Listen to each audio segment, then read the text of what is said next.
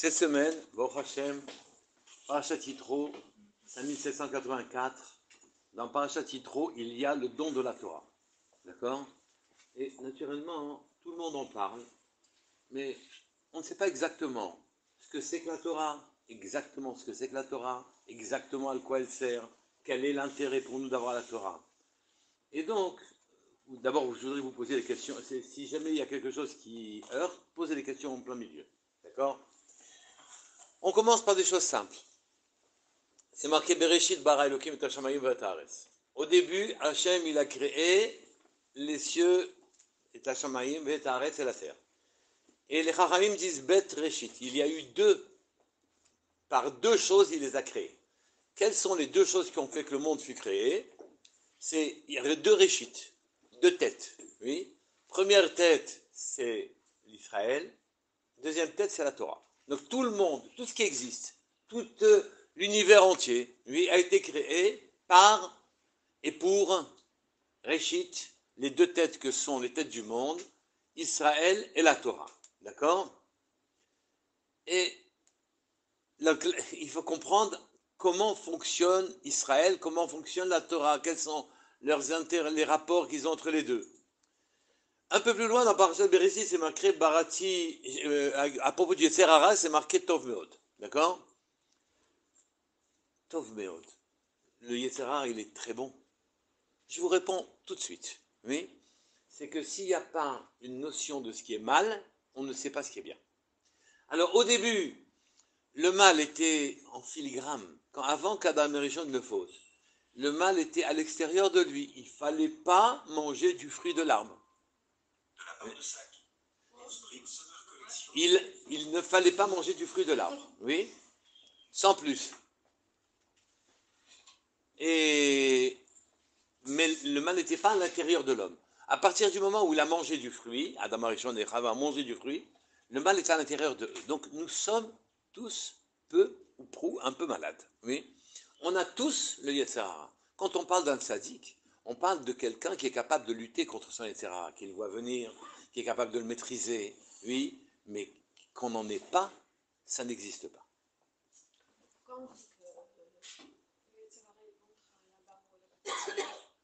Alors, il a la permission de rentrer le Yetzer Tov à la Bar Mitzvah, mais le Yetzer Hara, la Petah Hatatovetz, dès que l'enfant, mâle ou fille, garçon ou fille est né, c'est fini la Yetzer Hara.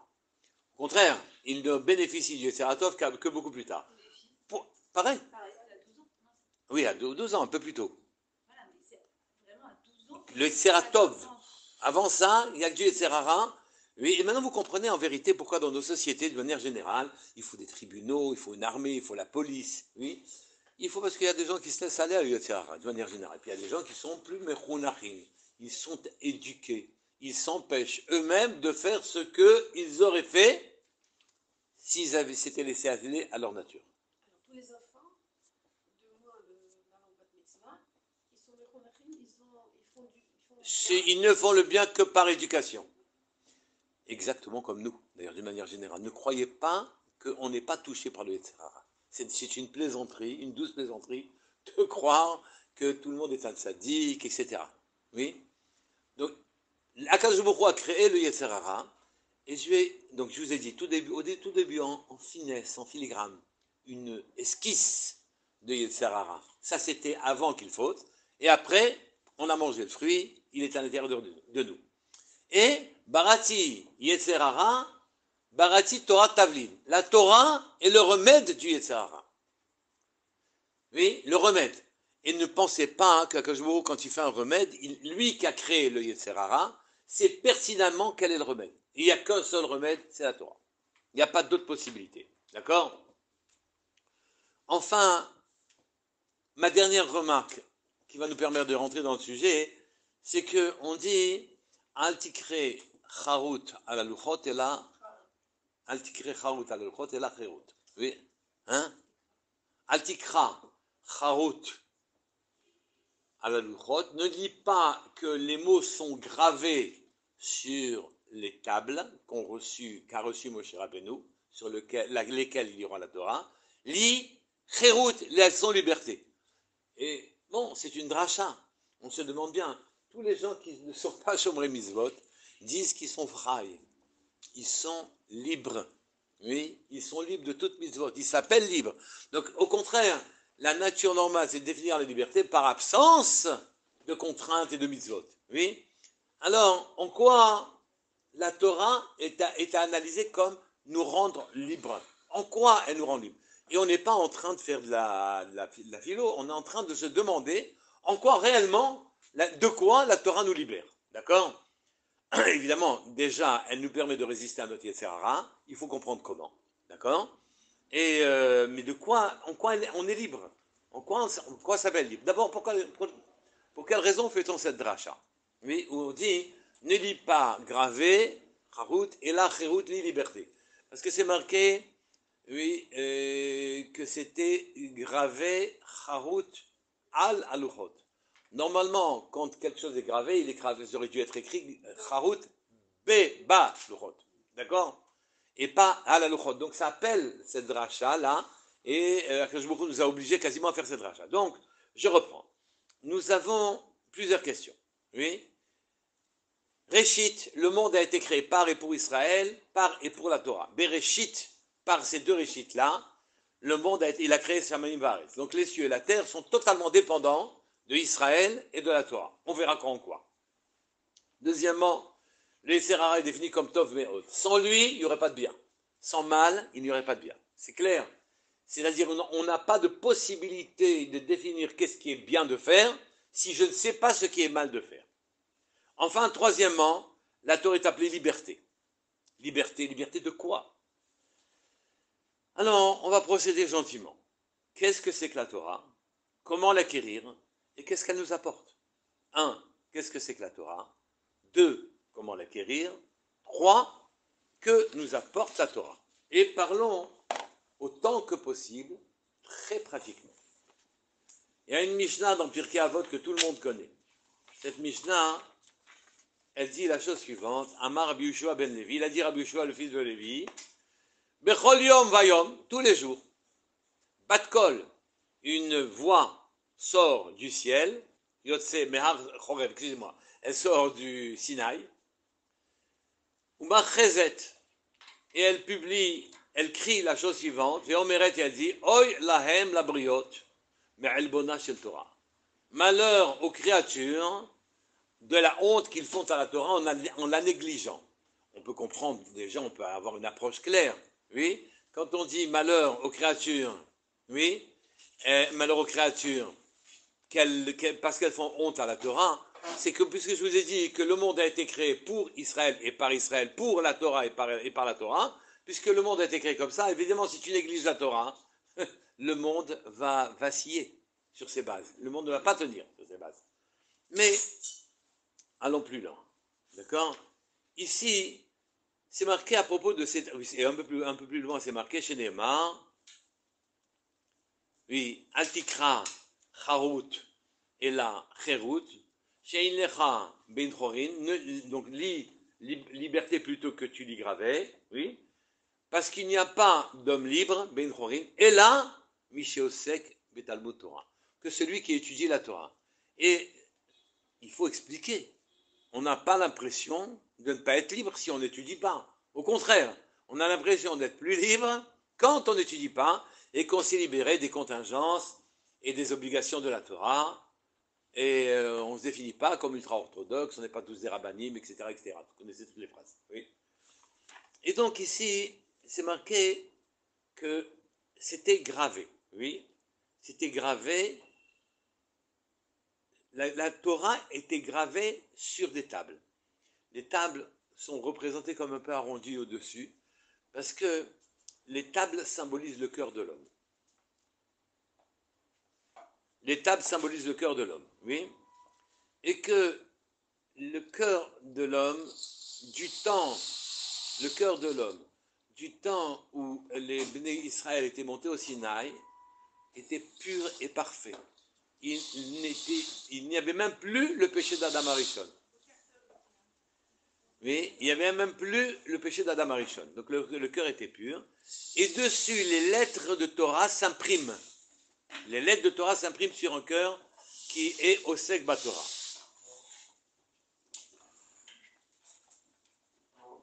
En vérité, en un mot, qu'est-ce que la Torah? Si je vous posais la question, qu'est-ce que vous répondriez? C'est la base de notre religion, non? Mais qu'est-ce que ça m'apporte? Il me faut des définitions qui vraiment soient pratiques et m'apportent quelque chose. Un mode d'emploi. C'est un mode de conduite, c'est un mode d'emploi. Mode d'emploi de quoi? De la vie. Quoi faire dans la vie? Mais quand je dis mode d'emploi, ça veut dire que je suis au centre du monde et c'est moi qui utilise ça et ça et ça. Non, Ah, d'accord. La Torah, c'est la volonté d'Hachem. Exactement. Le ratson d'Hachem, c'est la Torah. Akadosh Baruch Hu a écrit ce qu'il veut qu'on fasse. La Torah, c'est le ratson, oui, d'Hachem. C'est le ratson d'Hachem, parce que nous, on ne le connaît pas, le ratson d'Hachem. On est obligé de le décrypter au travers des événements, des péripéties de notre existence. Vous voyez une cour internationale de justice qui dit que les Juifs sont apartheid, on se demande où est-ce qu'on est apartheid. Il ne faut pas dire on n'est pas apartheid du tout, parce que sinon ça ne serait pas arrivé. On est apartheid quelque part. On est apartheid. Oui. Ben, on brime nos minorités religieuses. Il faut réfléchir les choses. Puisque je ne sais pas, j'entends pas la voix d'Hachem, alors à ce moment-là, je décrypte comme je veux au travers des événements qu'il me propose. Le monde est un livre dans lequel je dois lire, et dans ce livre dans lequel je dois lire, ce monde me propose, je cherche le ratson d'Hachem. Le ratson d'Hachem, c'est la Torah.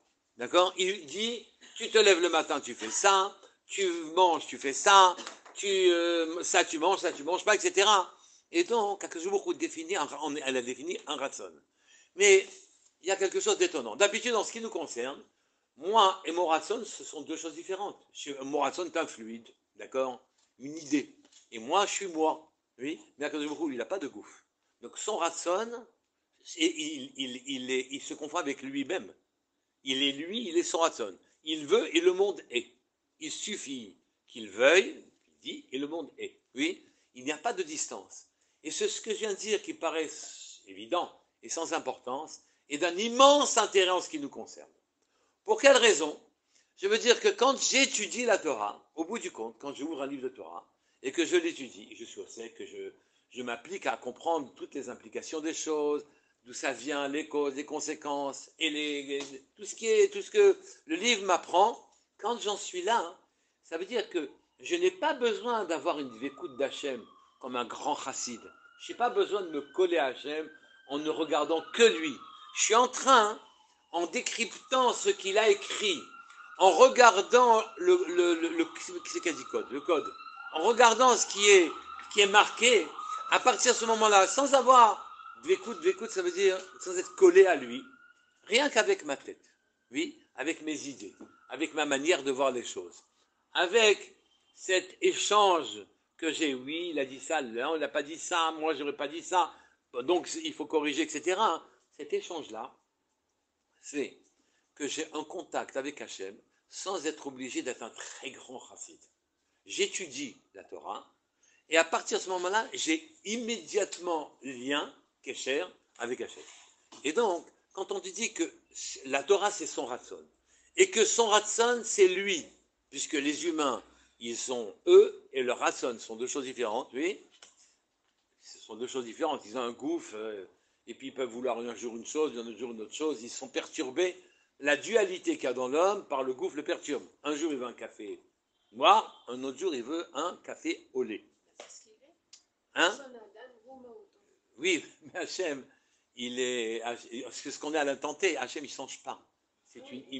Dans toute l'éternité, il nous a donné ses lois. Mais comment je le contacte?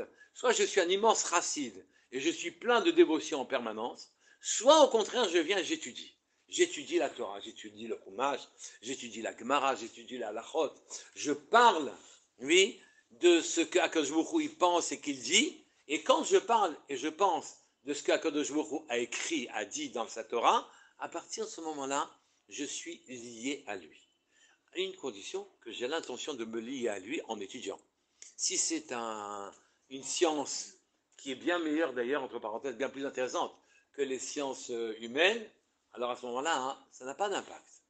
Mais l'impact c'est que j'ai depuis le début l'idée que puisque je ne suis pas un grand racine, puisque je ne perds pas en dévotion, puisque je ne fais pas des grands ta'anit, derniot, oui, et que je ne me départis pas de toute matérialité, le moyen d'accéder à Hachem, c'est l'étude de la Torah, puisque l'étude de la Torah, c'est son ratson, c'est lui, et à ce moment-là, je peux toucher Hachem, rien que en étudiant sa Torah. Le Gaon de Vilna ajoute quelque chose, oui, et je vous le lis, je lis le Gaon, il dit, les chol echad yesh shoresh batorah. La Torah aussi n'est pas étrangère à nous, donc on peut en pénétrer l'essence, aller très très loin dans la connaissance d'Hachem qui est dans la Torah, d'accord? Pourquoi? Parce que comme chez Katav, comme j'ai écrit, Shishim Ribo Otiot la Torah. Il y a 600 000 lettres à la Torah, où les Israël, Otiot la Torah, où les Israël, et pour Israël, et il y a aussi 600 000 Israël, il y a 100 000 âmes d'Israël, d'accord? Où les Chol Echad, Yeshlo Shoresh. Et chaque ben d'Israël a sa racine dans soit une lettre de la Torah, soit un kot. Vous savez ce que c'est un kot? Le Yud, il a une petite pointe, oui. Cette pointe, c'est la racine d'une âme dans Israël. Vous comprenez que naturellement, ce n'est pas exactement la même chose, la lettre et le kot. Le kot, c'est comme une goutte quand elle tombe, oui, elle regrette un peu de tomber. Donc elle s'alourdit, mais elle essaye de garder un peu en contact avec le haut, donc elle est pointue vers le haut. Ce kot-là, oui, c'est des personnes. Chacun a un rapport avec la Torah. Celui qui a un code, c'est, on va dire, moins rattaché. Ah non, celui qui a un kot, il est plus rattaché. Ah, il est plus. Oui, c'est-à-dire il essaye désespérément de garder le contact avec le haut. C'est ça que signifie la petite pointe. Vous avez un yud, oui, quand vous l'écrivez. Il y a une pointe vers le haut, une pointe vers le bas, d'accord? Et donc, vous vous rattachez au kot, essayez de garder le contact avec le haut, d'accord? Chacun avec son caractère, et donc nous avons tous une place dans la Torah. Une place dans la Torah. La Torah ne nous est pas étrangère. Et la Torah, à la limite, elle est ouverte à tout celui qui a techniquement l'hébreu dans les mains, ou l'araméen dans les mains, d'accord? Et donc même les Avdil, les Goyim, ils peuvent avoir aussi un contact avec ça. Mais le contact que nous avons, c'est le contact avec nous-mêmes. C'est nous-mêmes qui sommes dans la Torah. Puisque je vous ai dit, Bet Reshit, deux commencements, oui, par deux choses, Hachem a créé le monde, Beit Reshit, deux commencements. Un, c'est Israël, deux, c'est la Torah. Et le monde entier, l'univers entier, a été créé pour Israël et pour la Torah. D'accord? Et donc, ici, la Torah, d'après ce que je viens de dire, maintenant on s'enfonce un tout petit peu plus, il est clair que puisque le monde a été créé par la Torah et par Israël, ou pour la Torah et pour Israël, alors à ce moment-là, le monde n'a de chiyut, il n'a de droit d'exister, oui, que quand Israël étudie la Torah. Puisque le monde a été créé pour la Torah, qui est le ratson d'Hachem, qui est la présence d'Hachem sur terre, et que Israël, c'est eux qui sont des lettres de Torah aussi, en rapport avec les lettres de Torah. Il n'y a que eux qui donnent au monde sa vitalité. Ils amènent de l'âme au monde. Les montagnes, les mers, et toutes les, pas seulement les choses qui sont matériellement représentées, mais même les événements, tout ce qui a une vie. Un événement, c'est une vie, un début, une fin, etc. Et même les événements, tout ça dépend du limoud à Torah du clan d'Israël. Et sachez que si un seul instant, il n'y avait pas de regard dans la Torah, si personne n'étudiait un seul instant la Torah, il n'y avait pas de lien avec la Torah, le monde retournerait au chaos, au néant. D'accord? Et c'est ça le contrat. C'est la raison pour laquelle, le monde, la Terre est ronde et qu'elle tourne, il fait nuit dans un endroit où il fait jour ailleurs, etc. Et c'est pour ça aussi que les Juifs ont été dispersés. Oui, parce qu'il fallait donner un kiyum au monde. Quand je me trouve qu'il y a une gestion pour nous qui nous paraît complexe, mais qui pour lui est une rigolade, oui, il est obligé, il faut que le monde soit vivant en permanence. Et puis, il y a une intensité de vie. Il y a des endroits où ça vit vraiment, où les richesses sont gigantesques, où l'activité intellectuelle est puissante. Il y a des endroits où c'est des déserts. Oui. Et donc, tout dépend du clan d'Israël. Installez-vous dans le désert devient vivant. Sortez du désert, le désert reste désert. Et ainsi de suite. Quand on est au nord, on n'est pas au sud. On est au nord, on ressemble à la table d'assignation. D'accord? À la table de là où il y a les pains. Et donc, le nord sera plus riche que le sud. Le sud, c'est la Torah. Oui, c'est là-bas que se trouvait la Ménorah qui représente la Torah. Et tout, c'est comme ça. Donc, nous donnons vie au monde. Est-ce que c'est comme ça, par exemple, dans Gush Katif, quand il y avait justement des Juifs qui se trouvaient à Gush Katif, ça a fleuri, et quand ils se sont retirés, malheureusement, Exactement. c'est devenu. Exactement. Mais on n'est pas là pour faire fleurir. On est là pour donner de la vie, qui se manifeste par que ça fleurisse. Oui, à partir du moment où il y a des juifs, il y a une activité dans tous les domaines. Économique, oui, philosophique. Il y a une richesse qui se déploie parce que les juifs, en étudiant la Torah, c'est comme un branchement électrique. Vous avez un courant qui passe, il y a de la vitalité, nous amenons de la vitalité dans les pays dans lesquels on rentre. Les Juifs ont quitté l'Espagne, qui était le premier pays du monde, oui, à cause de l'Inquisition. Et l'Espagne, il n'en reste rien. C'est pour ça que le Portugal rappelle les gens aussi à revenir et à donner des passeports. Exactement. Oui, exactement. La Pologne qui a connu son heure de gloire, la Pologne qui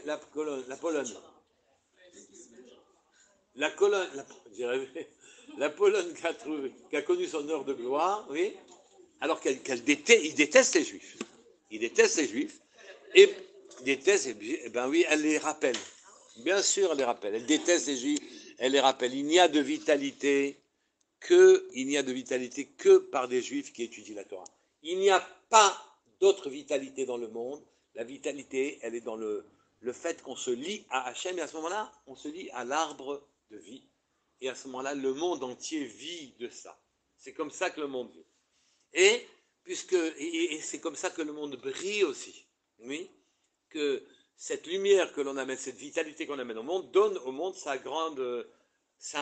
chashivut. Donc, la Torah, résumons-nous. La première question, c'était qu'est-ce que c'est la Torah? La Torah, c'est la Ratzon d'Hachem. Le Ratzon d'Hachem, c'est Hachem. Ils se confondent. D'accord? Si je veux avoir accès à Hachem, je n'ai pas d'autre accès que de la Torah. Et c'est la raison pour laquelle, même au moment où on étudie, on n'a pas de dvékout au moment où on étudie. On n'est pas en dévotion au moment où on étudie. Au contraire, on crie. Dans certains Beth Midrash, j'ai vu des gens monter sur les tables pour pouvoir imposer leur avis. Oui, ça crie. Et on apprend à étudier dans les cris. Dans les cris. Des fois, des goyim sont rentrés en demandant qu'est-ce qui se passe ici. Pourquoi ça crie comme ça? D'accord? Donc, ici, la vitalité, c'est la Torah. Les Juifs sont chacun une lettre ou quelque chose de la Torah. Des fois, c'est un tag, des fois, c'est une couronne. Le Juif est une couronne sur une lettre de Torah. Chacun a son rapport avec la Torah, et avec son esprit, il décrypte la volonté d'Hachem. Et comme il est inhérent lui-même, il est une lettre de Torah, à partir de ce moment-là, rien ne lui est étranger. Il peut aller très, très, très loin dans la connaissance d'Hachem. Traduisez, il peut amener beaucoup, beaucoup, beaucoup de vitalité à l'endroit où il se trouve. Je dis bien, traduisez, il peut amener beaucoup de vitalité à l'endroit où il se trouve. Donc on a répondu à la première question, qu'est-ce que c'est que la Torah? Maintenant, comment acquérir de la Torah? Et ensuite, qu'est-ce que ça nous apporte? Comment acquérir de la Torah? Oui, il y a la Gemara Shabbat. La Gemara Shabbat, Daf Petet Hamoud Aleph, qui rapporte un dialogue intéressant. Quand Moshe Rabbeinu il est monté dans les cieux, et d'ailleurs il a vu Akadosh Baruch Hu en train de tresser des couronnes aux lettres. Vamar Rabbi Yoshua ben Lévi, encore une fois c'est Rabbi Yoshua le fils de Lévi, Beshat chez Yarad Moshe Milifna Akadosh Baruch Hu, au moment où il est descendu Moshe de chez Akadosh Baruch Hu avec la Torah sous-entendu, oui, Basatan, il est venu le fameux Yetzer Hara, qui s'appelle Yetzer Hara pour nous séduire, qui s'appelle Satan pour nous accuser, et qui s'appelle Malach HaMavet pour régler les comptes, malheureusement. D'accord? Et donc le Satan est venu, il lui a dit, Ribono Shel Olam, maître du monde, Torah et Chanhi. Où est la Torah? Où est la Torah? La Torah, elle était dans les cieux. Et maintenant, cette Torah, cette vitalité, cette aptitude à donner de la vie à un univers, oui, elle est où? Echami. Amarlo, natatiha la'aretz. Je l'ai donné à la terre. J'ai jeté la Torah sur la terre. J'ai mis la Torah sur la terre. D'accord? Allah il est allé, le Satan sur la terre, il a dit, moi, il dit, le Satan dit, je suis curieux. Qui est capable, quel est le peuple qui est capable de pénétrer le ration d'Hachem, de comprendre le ration d'Hachem? Il n'y en a pas. Il n'y en a pas, ça n'existe pas. Et donc, qui a pris la Torah? Par quelle achana, quelle est sa préparation? Où ils ont trouvé les forces pour prendre de la Torah? Je veux savoir. Donc, il est descendu sur terre, il a demandé à la terre, dis-moi, où est la Torah? Oui. Amra, Torah Yechani, où elle est? Amra, la terre a répondu au Satan, Elohim, Hevin Darka. Hachem, il connaît sa nature. C'est-à-dire, je ne te réponds pas. Oui, Hachem lui a dit que c'est sur la terre. Là, ça veut dire, écoute, Hachem connaît sa nature. Dans la Torah, d'accord? Allah Etzel Yam. Entendez, il lui a dit, c'est pas possible que quelqu'un sur terre, avec le caractère terreux qu'ont les gens terrestres, oui, comment tu veux qu'il pénètre la profondeur, oui, des volontés d'Hachem? Encore une fois, traduisez, ça apporte la vie sur terre. Halach Etzel Yam, il est donc allé à la mer, oui. Et la mer, vous savez que les gens, ils ont fauté sur terre. En Égypte, ils étaient fauteurs, d'accord? Ils avaient fait des fautes. Il est allé sur la mer, oui, et à la mer aussi. La mer, elle a accusé, elle a dit, mais pourquoi tu veux que je m'ouvre pour ces gens-là? Ceux-là, ils ont fait Avodazara, et ceux-là, ils ont fait Avodazara. Donc, il n'y a aucune raison de s'ouvrir pour l'un pour l'autre. Et donc, il a dit, dis-moi la mer, toi, qui a vu que tout le monde a fait des fautes. Où est la Torah? Allah Chetzelayam, Vamar lo, pardon, Vamar lo, Ein Imadi. La mère a dit, non, ben, elle n'est pas chez moi, non plus. Amar Lecha, et plus loin ça allait, Amar lo, Lech Etzel Ben Amram. Va chez l'homme, Moshe. Va chez l'homme Moshe, c'est lui qui a pris la Torah, d'accord? Allah Etzel Moshe, Vamar lo, Torah, Shenatan Lecha Kadosh Baruch Hu. La Torah qui t'a donné Hachem, où elle est? Montre-moi. Tu as pris de la Torah, toi? Et Moshe Rabbeinu s'est rapetissé. Amarlo, Vechi ma'ani shnatan li, HaKadosh Baruch Hu, Torato, et ta Torah. Comment, moi, il aurait pu me donner la Torah? Il n'a pas avoué qu'il lui a donné la Torah en disant, j'en reviens pas encore, que m'ait été donné cette possibilité d'avoir un accès à la vie, à l'arbre de vie, à la vitalité, à la compréhension du monde. Oui, Amarlo HaKadosh Baruch Hu, les Moshe, O'il ou miyata, puisque tu t'es rabaissé, et atzmecha, ouais, Tikra al Shemcha, elle va s'appeler à ton nom. La Torah va s'appeler à ton nom. Entendez par là, si la Torah s'appelle à son nom, ça veut dire qu'il a acquis. Il a acquis la Torah. La Torah s'appelle Torah Moshe. Torah Moshe, oui. Et donc, il a acquis de la Torah. S'il a acquis de la Torah, Moshe Rabbeinu, ça veut dire qu'il y avait sur terre un homme capable de pénétrer toutes les arcanes de la volonté divine et de vivre avec HaKadosh Baruch Hu, puisque le ration de Dieu et lui et Dieu, c'est la même chose. D'accord? Au passage, je vois ici que pour accéder à de la Torah, il faut se rabaisser. Il faut se rabaisser. Et ceci, je voudrais parler toujours très pratiquement. D'abord passer un cours de femme et pas un cours d'homme. Et donc, et j'ai peur des questions. Et donc, et donc, ici, parlons très pratiquement. Nous ne voyons pas que c'est grave d'avoir un peu de confiance en soi, d'avoir un peu de bitachon atzmi, de s'y croire un peu. Comment veux-tu affronter la compétition dans la vie, oui, si tu n'as pas un peu de confiance en toi, avoir un peu d'orgueil, c'est plutôt bien, oui. Moshe Rabbeinu était Moshe Rabbeinu parce qu'il n'avait pas ça. Il n'avait pas une once d'orgueil. Il était l'humilité même. C'est marqué Mimidbar Matana. Depuis le désert, ils ont reçu Matan Torah, ils ont reçu la Torah. Celui qui fait de lui comme un désert, quelle est la propriété d'un désert? Tout le monde le piétine. Tout le monde le piétine. Et alors à ce moment-là, celui-là, il va avoir de la Torah. Alors naturellement, ça demande une belle habilité, oui, à la fois de vivre sur terre et à la fois d'avoir cette qualité. Car si je n'ai pas cette qualité, je n'ai pas de Torah. Mais si je ne suis pas orgueilleux, je ne peux pas vivre sur terre. Oui, je vais me faire piétiner. Oui, comment s'en sortir? Réponse, c'est un faux orgueil. Oui, tu sais exactement où est ton intérêt. Tu n'as pas d'orgueil du tout.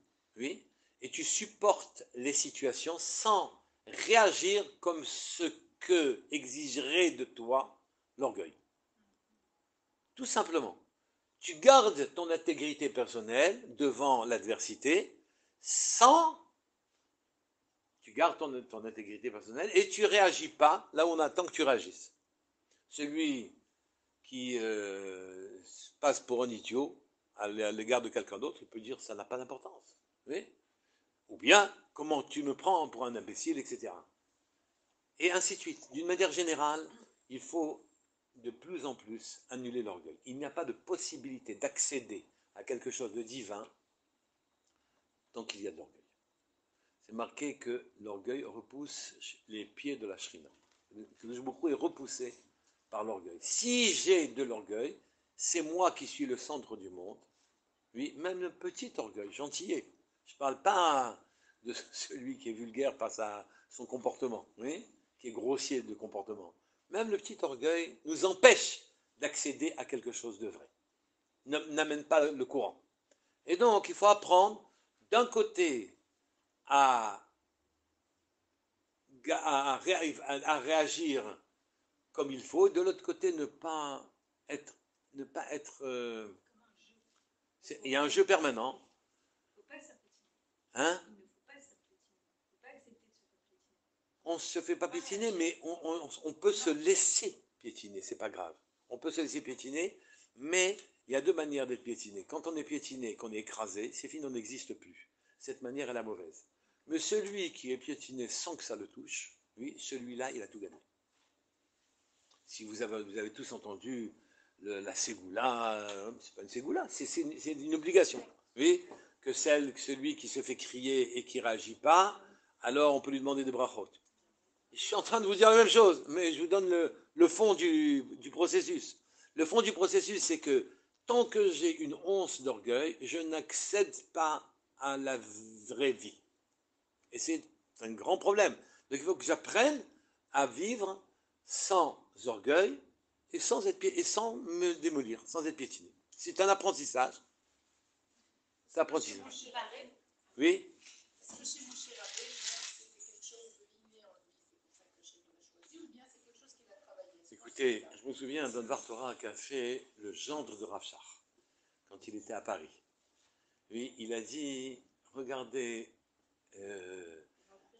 Rav Bergman, oui, il a dit, regardez, elles ont reçu Yocheved et Myriam parce qu'elles ont défendu les Israël, elles ont eu des maisons. Baté Lévia, Baté Malchut, elles sont devenues des rois dans leur descendance, des prêtres et des pontifes, etc. Point. Et il a posé la question, il a dit, mais dites-moi, une c'est la mère de Moshe, et l'autre c'est la sœur de Moshe. Dites, et elles ont reçu Moshe, puisque Moshe elle est né grâce chez Yocheved, grâce à Myriam. Et il a répondu, Moshe il est Moshe, parce que Moshe il a fait un effort. Il a fait sa vie. C'est lui qui est devenu Moshe. Il a éradiqué en lui tout ce qu'il y avait d'humain vulgaire, pour faire monter en lui tout ce qu'il y avait de humain noble. Et à partir de ce moment-là, un lien s'est fait, comme avec les Havot, un lien s'est fait avec Hachem. Oui. Donc ici, il faut bien comprendre comment acquérir la Torah, se départir de tout orgueil. Maintenant, à côté de ça, il faut aussi se départir de la matérialité, ne pas lui donner d'importance, ou lui donner l'importance qu'elle doit avoir. Je suis obligé d'avoir des téfilines, donc il faut qu'il y ait des vaches. S'il y a des vaches, je suis d'accord qu'il y a des gens qui s'occupent des vaches, et il y a un chochet, etc. Donc tout ça, le monde, il a un fonctionnement. Tout ce fonctionnement, il fonctionne, et je le respecte, oui. Maintenant, moi, je suis détaché de ça. Et la vache, pour moi, signifie une bracha quand je mange un bout de viande, oui, et des téfilines. Et vous sortez de la vision normale que l'on a. Oui, vous, petit à petit, vous vous éduquez. Comme c'est marqué, Velo taturu achare levafrim vachale ayinechem, asher atem zonir vachalehem.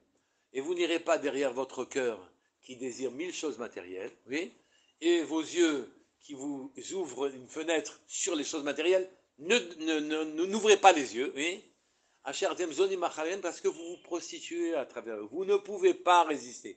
Personne ne peut résister. Oui. Donc il faut éduquer nos sens, prendre de la vie ce qu'elle nous permet d'accéder au divin. J'ai des tefilines, j'ai des mitzvot, je fais le ratson d'Hachem et je l'étudie aussi. Même mon sechel, je l'habitue progressivement à n'avoir comme volonté que la volonté d'Hachem. Donc on a répondu à la deuxième question. Oui. Excusez-moi, de la même manière que Moshe Rabbeinu, donc il s'est éduqué pour être aussi un homme. Oui. Mais par exemple pour David, parce que j'avais entendu que David Améler, quand Shmuel est venu pour lui dire qu'il allait être roi, d'un simple berger, de troupeau de bergers, il n'a pas réagi pour lui. Il s'est dit bon, ok, de troupeau de bergers, je vais passer à troupeau d'un peuple. Mais sans aucune. Il n'a pas pris ça. David Améler était très humble aussi. Humble ne veut pas dire je ne suis pas apte à exercer une fonction, sinon il n'y aurait aucun rabbanim. Il n'y aurait pas de rabbanim, ça n'a pas de sens. Oui. Humble veut dire tu es humble pour de vrai et tu fais ta fonction comme tu peux. Tu n'en fais pas une maladie. Il était très jeune. Je me dis, Moshe, c'est peut-être avec l'âge aussi qu'il a. Ah non, Moshe, il s'est construit progressivement. Moshe est parti d'Égypte. Il était dans le palais royal en Égypte. Il est sorti, il est devenu roi à l'extérieur. Hein? Voilà, en Éthiopie. Il a refusé d'épouser la reine qu'il a supplié pendant 40 ans, oui, de l'épouser. Et ensuite, il s'est sauvé aussi d'Éthiopie. Et il est allé chez Yitro. Puis de Yitro, il est allé en Égypte. Mais Moshe, il n'a pas cessé toute sa vie de se construire. Toute sa vie, il n'a pas cessé de se construire pour garder son rapport avec Hachem. Et donc, on a vu, et ceci c'est un grand programme, un vaste programme, parce que dans tous les détails de la vie, dans tous les endroits de la vie, on a de l'orgueil. Ça vient d'où l'orgueil? C'est d'une mida ou d'une éducation? D'abord, notre éducation actuellement, c'est une éducation pour la compétition. Donc c'est très pratiquement, celui qui n'a pas d'orgueil, il n'a pas de place sur Terre. Oui. Donc on injecte l'orgueil chez les gosses, depuis le plus tendre en mettant des barrières, des limites, etc. Mais on les éloigne immédiatement de la religion. C'est la raison pour laquelle on est moins religieux aujourd'hui. Parce que le monde est tellement compétitif que finalement chacun ne pense qu'à soi. Oui. Et à partir de ce moment-là, on s'éloigne encore des fondamentaux du monde, sans arrêt. Il faut y revenir. C'est aussi, c'est l'éducation globale. Le monde, il fonctionne comme ça, donc tu sais pas, on est obligé de se positionner. Voilà. Il faut savoir comment réagir au monde et garder de l'humilité. Et exister et garder de l'humilité. Et c'est un grand défi. Un grand défi. Si vous me permettez, on a répondu à la deuxième question. D'accord? Comment l'acquérir? Maintenant, le principal. Qu'est-ce que la Torah nous apporte? Alors, je vous ai dit, oui, que c'est marqué Antikra, Harut et la Cherut à la Luchot. Ne lis pas Harut, gravé sur les Luchot, lis liberté. On se demande quelle liberté tu as. Tu as multiplié les obligations. Il y en a 613 et puis il y a les dérabanan dessus, etc. Et c'est la raison pour laquelle, naturellement, les gens qui ne veulent pas rentrer dans le système disent, mais c'est moi qui suis libre, et c'est vous qui ne l'êtes pas. D'accord? Ils s'appellent les libres, d'ailleurs. En vérité, je ne vous ai pas dit deux idées. La première idée, c'est qu'il y a deux types de libération. La libération physique et la libération de la neshama. La libération physique, vous devriez vous étonner. On est sorti d'Égypte, on a été attaqué par Amalek. Oui? C'est très étonnant. On pourrait dire, des gens mal intentionnés pourraient dire, mais c'est mal organisé. Oui?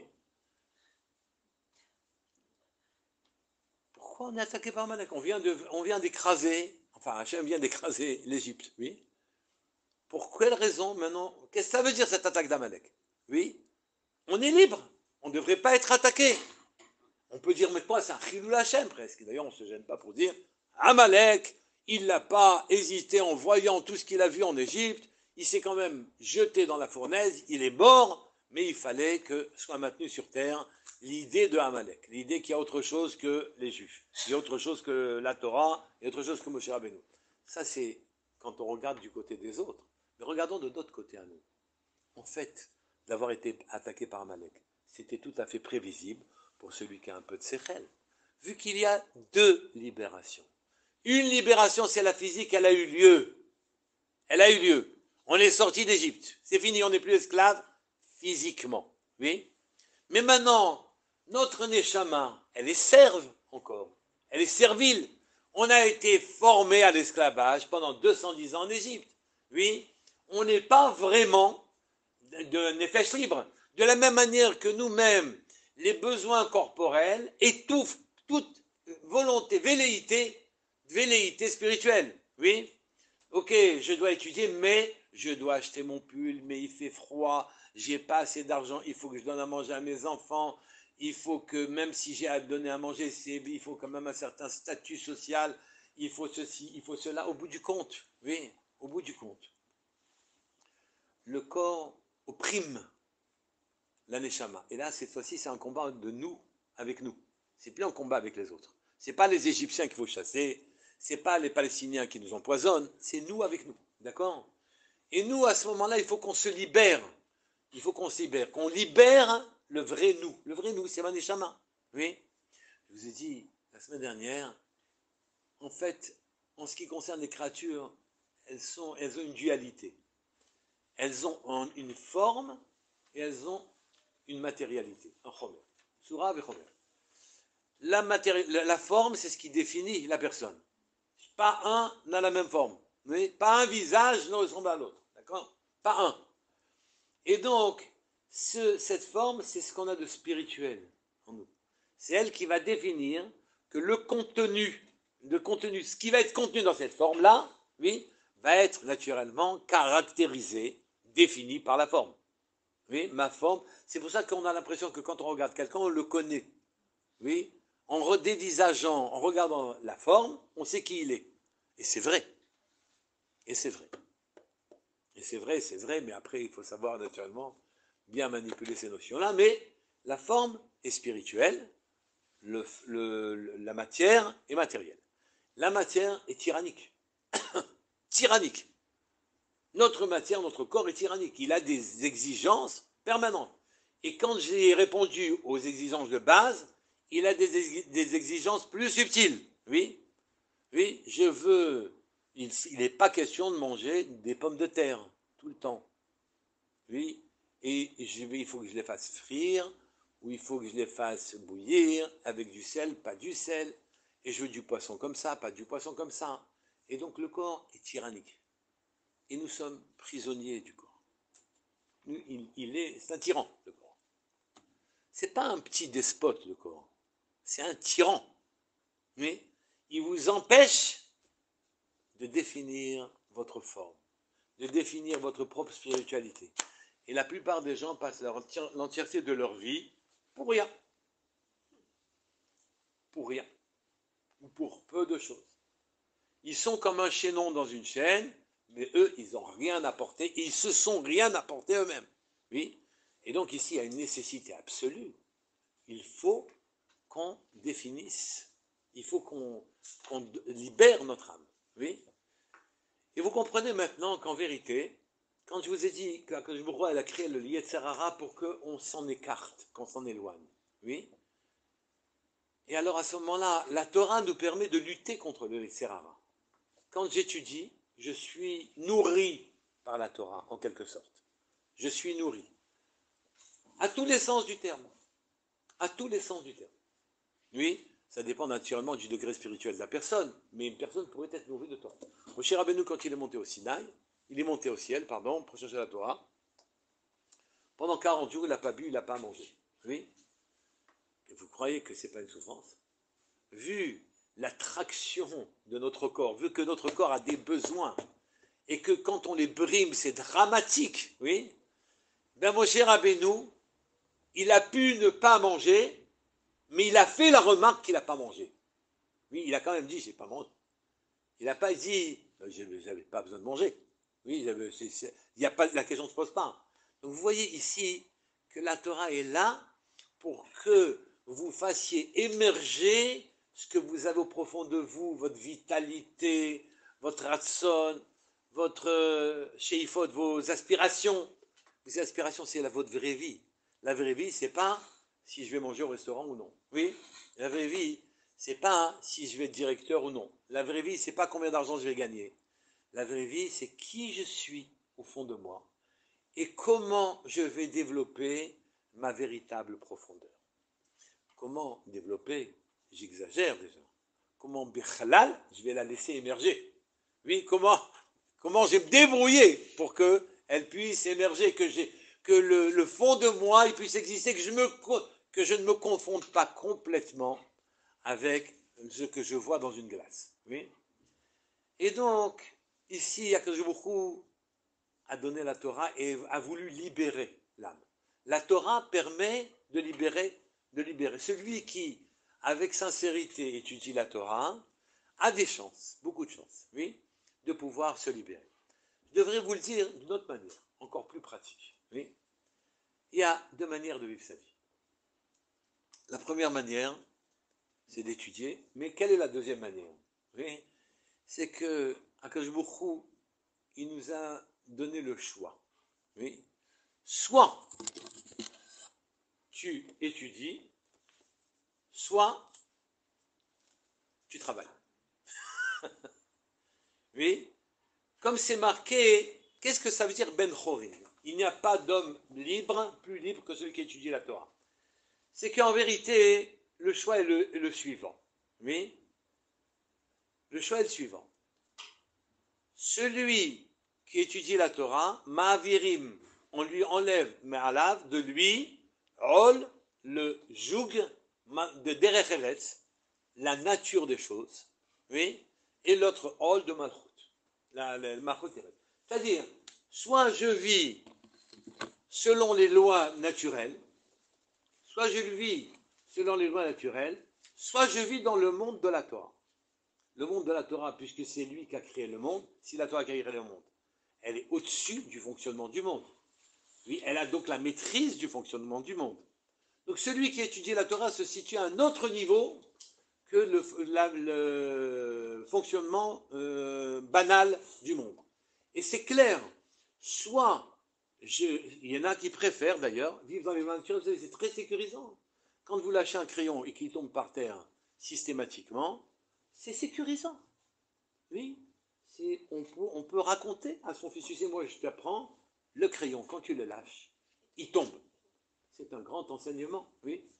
Et donc, il est sécurisant et tranquille. Et donc, quand tu pourras utiliser ça pour faire des affaires, tu pourras utiliser ça pour pouvoir gagner de l'argent, tu pourrais utiliser ça pour montrer comment tu es intelligent, d'accord? Et donc, on a le choix dans la vie. Il y en a qui ne peuvent pas. Ils ont besoin de se sécuriser, ils sont de tâter. Souvent, on me demande dans les devoirs Torah, on me dit, mais je tâte pas. Je connais quelqu'un qui dit, je tâte pas. Oui. Je palpe pas, j'ai oublié le verbe, pardon. Je palpe pas. Je palpe pas. Oui. Et donc, ici, on a le choix. Le choix, il est clair. Le choix, il est net. Oui. Ou tu prends le Hol Torah. Tu acceptes le rôle de Torah, avec tout ce qu'il implique. Oui. Et à partir de ce moment-là, tu vis dans un monde au-dessus du monde matériel. Au-dessus du monde matériel, et on enlève sur toi et le joug de la royauté terrestre, et surtout le joug du Derech Eretz, de la manière dont le monde fonctionne. Il n'y a plus de loi, ni économique, ni physique, ni rien du tout, il n'y a plus de loi. Il n'y a plus de loi. Alors maintenant, celui qui a un niveau très élevé, il n'y a plus de loi du tout. Oui. Quand on s'appelle Baba Salé, oui, tu peux prendre la bouteille et elle va se vider sans cesse. Elle va avoir du liquide sans arrêt. Il suffit juste de cacher la bouteille. Donc essayez. Déjà, peut-être que ça marchera la 3e fois. Mais ça, c'est ça, c'est jusqu'à quel niveau on arrive à étudier la Torah réellement, les Shem Shamaim, parce qu'étudier la Torah, il y a 1 million de degrés. Au début, ça peut être de la connaissance, un amassis de connaissances. Après, quand est-ce que ça va commencer à nous changer? Ça peut prendre toute une vie, tout ça. Et arriver à... Donc on aura la bouteille qu'à 95 ans, c'est ça, c'est trop tard. Et encore. Mais bon, il faut essayer. Ouais. Non, mais c'est pas ça. Non, c'est pas ça. C'est pas ça, c'est que il n'y a pas besoin des miracles visibles. C'est que le bien-être dans lequel on vit, il vous remplit, il vous nourrit. Et donc, mais il y en a qui ne peuvent pas, ils ne savent pas, ils ne veulent pas. Aujourd'hui, ils ne veulent pas. Demain, ça sera différent. Mais il faut savoir que la balance, elle est claire. Soit tu prends le joug de la Torah, soit tu prends le joug des références, la nature des choses. C'est pour ça que les critiques des gens qui étudient la Torah, émises par des gens qui ne l'étudient pas, disent mais ça ne marche, ça ne peut pas marcher. Et oui, ça peut pas. On est tout à fait d'accord. On est au-dessus des lois de la nature. Oui, les centaines de milliers d'Avrechim sont propriétaires d'appartements. Ils payent 45% du Ma'am de tout Israël. Les impôts indirects sont payés à hauteur de 45% par les 20% des orthodoxes. Leur consommation est gigantesque. Et donc les impôts indirects, 20% de la population paye 45% du Ma'am. Des impôts directs. Ah bon, il faut un cours fiscal. Il y a des impôts directs, c'est on déclare combien on a gagné. Il y a des impôts indirects, c'est chaque fois que j'achète un paquet de bonbons, je paye 17% en plus. Ça s'appelle ce 17%. Mais c'est un impôt sur la consommation. Or, les religieux payent 45% de l'impôt sur la consommation quand ils sont que 20%. Oui, ce qui montre qu'ils consomment énormément. Donc vous voyez qu'ici on est devant un paradoxe. Voilà des gens qui n'ont... Hein? Quoi? Voilà. Moi c'est la chaîne 613. Ouais. La chaîne 613. Elle existe. À qui on a compris ça dans la Torah qui s'est comporté comme ça, on a pu voir cet exemple-là. Mais on la voit de tous les jours. Non, c'est dans un doute de la Torah où on a pu voir que par l'étude de la Torah, il y a eu cette prospérité aussi dans la vie matérielle. Regardez mes vracs. Non, mais c'est de nos jours. Dans la Torah, peut-être Non, je ne les parle deux pas frères. de nos jours, justement. Les deux frères, celui qui a pris le jour du travail, j'ai oublié. Sachar Zevulun, mais ça peut... partout on dit ça. Rabbi Yehuda Hanassi était l'homme le plus riche. Rabbi Yehuda Hanassi était l'homme le plus... Et à l'époque, celui qui avait un radis sur sa table en hiver, c'était... il n'y avait pas l'équivalent de fauchon, quoi. Et là-bas, il est très riche, mais il a dit, je n'ai même pas profité. Non. Attendez, Avraham Avinu était très riche. Yitzhak Avinu, il est devenu aussi très riche. Yaakov aussi, ils étaient très, très, très riches. C'est pas parce qu'ils avaient travaillé, oui, c'est parce qu'ils avaient une bracha meyuchedet. C'est la bracha de tous les Bnei Torah. Tous les Bnei Torah, ils vivent et survivent, alors que sur le papier, comptablement, c'est impossible. C'est aussi simple que ça, c'est impossible. Mais, c'est comme ça que ça marche. C'est comme ça que ça marche. Et donc, je reprends. Quand on a dit Altikra Cherut et la Cherut, ne lis pas que c'est gravé. Lis que c'est la liberté que tu acquiers. Tu acquiers la liberté de ton Yetzer Hara. Oui. Le Yetzer Hara qui te plonge dans les lois matérielles, dans la compétition du monde, et qui t'empêche d'en sortir, et tu trouves des satisfactions banales dans ça, oui, alors qu'avec la Torah, oui, avec la Torah, tu t'abstrais de ce système et tu rentres dans un autre monde, un monde magnifique, un monde merveilleux. Le roi Rachaim, le Rabbi Haïm Mivolodjin, quand il écrit la chose suivante. Il dit, c'est étonnant cette Torah, au bout du compte, oui, parce que à Akadosh Baruch Hu, il n'y a pas de marchandise sur terre dans laquelle, quand tu achètes la marchandise, tu achètes le propriétaire de la marchandise aussi avec. Ça n'existe pas. Or, nous, on achète la Torah et le propriétaire de la Torah en même temps. D'accord? Et deuxièmement, il dit une remarque. Il disait, si je pouvais vous comparer à quelque chose sur terre, ce serait la chose suivante. Imaginez un roi qui aime ses sujets. Il les aime profondément. Oui. Mais c'est un roi. Et le roi, il leur indique un chemin. Oui. Et il voudrait bien que ces sujets s'enrichissent. Oui. Ils deviennent grands, s'enrichissent dans tous les domaines. Et donc, il leur donne une mitzvah de compter des pièces d'or. Et s'ils ne les comptent pas, ils sont punis. Mais s'ils les comptent, les pièces d'or sont à eux. C'est ça la Torah. C'est ça la Torah. Les pièces d'or sont à eux. Et les pièces d'or, depuis l'or spirituel jusqu'à l'or matériel. Voilà, on a répondu à la troisième question qui était qu'est-ce qu'elle nous apporte la Torah? On a dit qu'est-ce qu'était la Torah, l'Hachem, comment l'acquérir, l'humilité. Et enfin, qu'est-ce qu'elle nous apporte? Elle nous apporte la vie au-delà de ce monde de compétition. Est-ce que vous avez des questions?